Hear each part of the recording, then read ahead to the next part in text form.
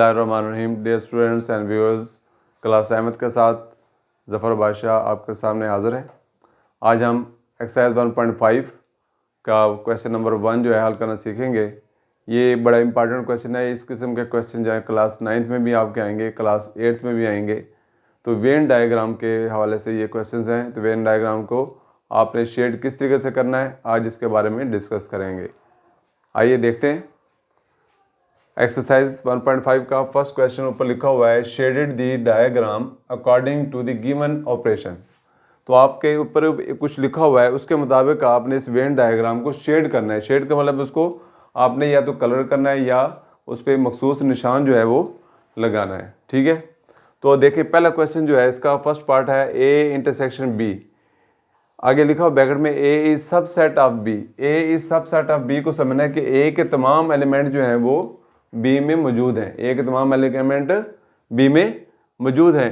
तो इंटरसेक्शन में क्या होता है, दोनों को कॉमन एलिमेंट लिखने होते हैं। तो इसका मतलब ए के तमाम एलिमेंट बी में है, ए सबसेट है बी का। तो हमने सिर्फ ए को जो है वो शेड करना है। तो आप ये लाइनें देख रहे हैं, मैं लगा रहा हूँ। तो इस तरीके से आपने इसको लाइनें जो हैं इसे में इसको शेड कर देना है। इसको कहेंगे शेडेड एरिया, ये बन जाएगा। तो ये आपका ए इज सबसेट ऑफ बी, यानी ए के तमाम एलिमेंट सेट बी में मौजूद है। ये इसका क्या कहलाएगा, शेडेड एरिया। और ये वेन डायग्राम है, ये पूरी की पूरी वेन डायग्राम है। तो वेन डायग्राम जब भी आप बनाएंगे एक रेक्टेंगल की शक्ल में बनाएंगे। रेक्टेंगल बनाकर उसमें सबसे पहले यहाँ पर यू लिखेंगे। ये पूरा जो रेक्टेंगल है ये यूनिवर्सल सेट है, इसको कहते हैं यूनिवर्सल सेट। उसके बाद ये दो सेट दिए हुए हैं, एक ए सेट है और एक बी सेट है। तो वो बता रहा है कि ए जो है वो सब सेट है बी का, यानी ए के तमाम एलिमेंट बी में मौजूद हैं। तो ये ए के तमाम एलिमेंट बी में मौजूद हैं, तो ए सब सेट है। तो सिर्फ हमने फिर ए को शेड करना है। क्लियर। अब नेक्स्ट क्वेश्चन पे आ जाए। यहाँ पे लिखा हुआ है ए यूनियन बी, ब्रैकेट में लिखा हुआ है बी इज सब सेट ऑफ ए। अब बी जो है वो क्या है, ए का सब सेट है। बी जो है वो ए का सब सेट है।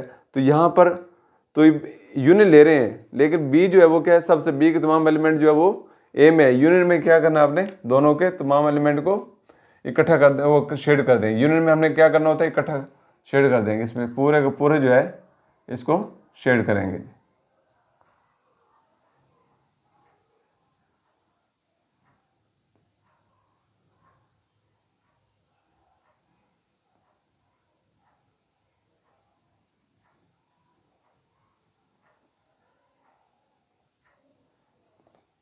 तो ये इस तरीके से आपका जो है ये क्वेश्चन कंप्लीट हो जाएगा।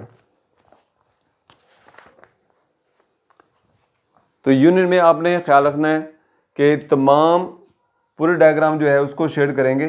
तो इसमें आपकी अपनी मर्जी है। इन लाइनों को कहते हैं हॉरिजॉन्टल लाइंस। कुछ लाइनें इस तरीके से भी होती हैं, इनको कहते हैं वर्टिकल लाइंस। तो ऐसे भी लगा सकते हैं आप, और इस तरीके से लगा दें तब भी ठीक होगा। ठीक है। तो यूनियन में जब भी आएगा तो उस वक्त आपने क्या करना है, दोनों सेटों के में एक जैसी लाइनें जो है वो लाइन लगाई जाएंगी। अब आगे आ जाए थर्ड पार्ट इसका। यहाँ पर A difference B for disjoint set. Disjoint set वो सेट होते हैं, ये हमने पढ़ा है पहले, कि जिन दो सेटों में अगर कोई एलिमेंट कॉमन ना हो उनको कहते हैं डिसजॉइंट सेट्स। तो ए डिफरेंस बी के हमने क्वेश्चन भी किए थे। ए डिफरेंस बी के जब हम क्वेश्चन करते थे उसमें हमने ए के एलिमेंट जो थे वो हम लिखते थे, एक वो एलिमेंट हम छोड़ देते थे सेट में से जो बी में मौजूद थे, यानी बी के एलिमेंट हमने ए में से निकाल दिए हैं। तो बाकी ए के जो बच जाते हैं वो लिखते हैं। जिसका मतलब ये हुआ कि हमने सिर्फ ए के से को जो है वो शेड करना है। किसको शेड करेंगे, ओनली ए को।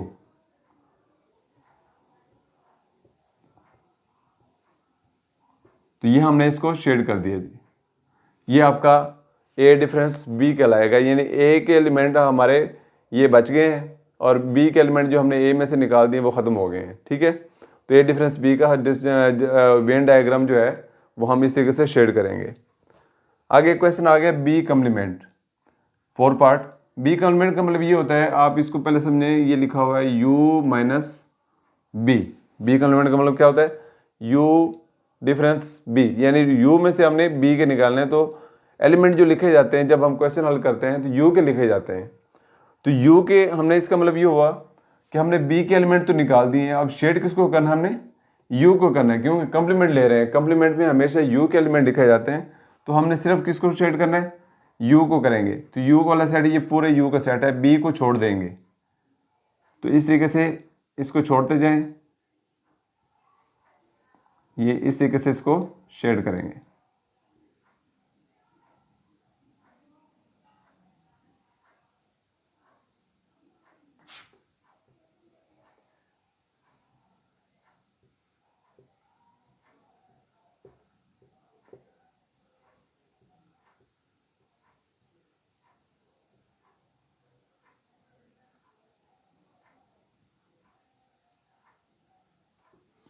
तो आप ये देख रहे हैं, ये हमने वेन डायग्राम बनाई है बी कॉम्प्लीमेंट की। तो यू डिफरेंस बी यानी यू के एलिमेंट जो हैं वो हमने उसको शेड किया, तो बाकी बी के एलिमेंट जो हमने छोड़ दिए हैं। तो ये हमारा क्या बनेगा, बी कॉम्प्लीमेंट।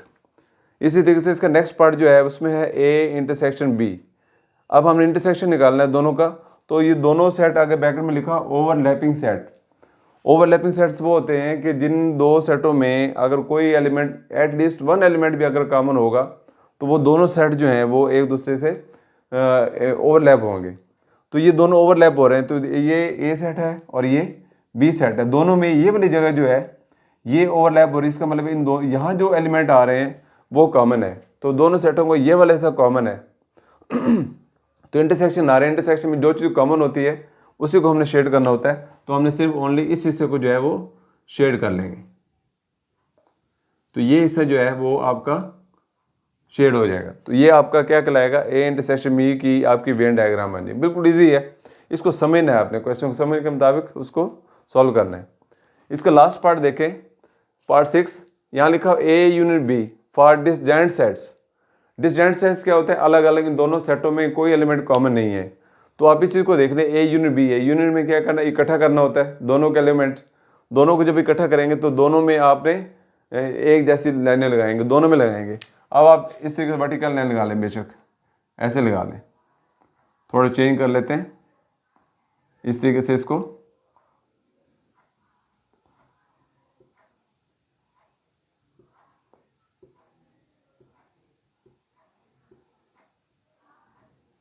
इसमें भी हमने यही लाइनें लगानी है, उसमें अलग से नहीं लगानी।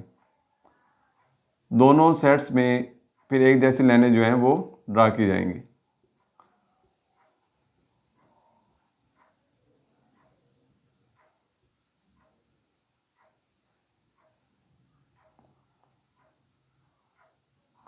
तो आपने देखें, आपको सामने नज़र आ रहा है। तो ये आपका क्या बन जाएगा, ए यूनिट बी। जब ये दोनों सेट जो हैं डिसजॉइंट सेट हो गए हैं, दोनों में कोई एलिमेंट कॉमन नहीं होगा, उस वक्त आपकी वेन डायग्राम जो है वो इस तरीके से बनेगी। तो आपने चूंकि क्वेश्चन सारे पहले किए हैं, उन क्वेश्चन के मुताबिक ही ये सारे क्वेश्चन हैं। यहाँ पे इंटरसेक्शन में कॉमन लेते हैं, तो कॉमन इससे जो होगा वो उसी को हम शेड कर देते हैं। तो ए इंटरसेक्शन बी में एक एलिमेंट कॉमन होंगे, तो ए को शेड किया। इसमें क्या है, ए यूनिट बी, यूनिट में क्या करना होता है, हमने एलिमेंट्स को इकट्ठा करना होता है। तो ये तमाम एलिमेंट्स ए और बी के इकट्ठे हो गए, तो तीनों में, दोनों सेटों में हम शेड कर देंगे।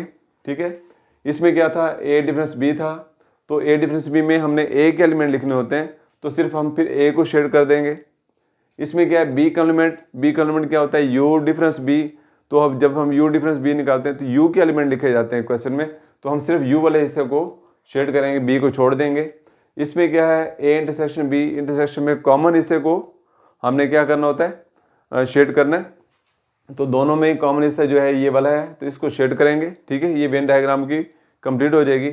इस क्वेश्चन में यूनियन है, यूनियन में हमने क्या करना होता है, तमाम एलिमेंट को इकट्ठा करना होता है। तो आपके दोनों एलिमेंट्स इकट्ठे हो गए हैं, तो दोनों में ये शेड हो रहा है। तो आप देखें तो ये आपका यूनियन बन जाएगा। तो उम्मीद है आज आपको वेन डायग्राम जो है वो समझ आ गई होगी। इंशाअल्लाह अगले क्वेश्चन के साथ फिर हाजिर होऊंगा। अल्लाह हाफिज़।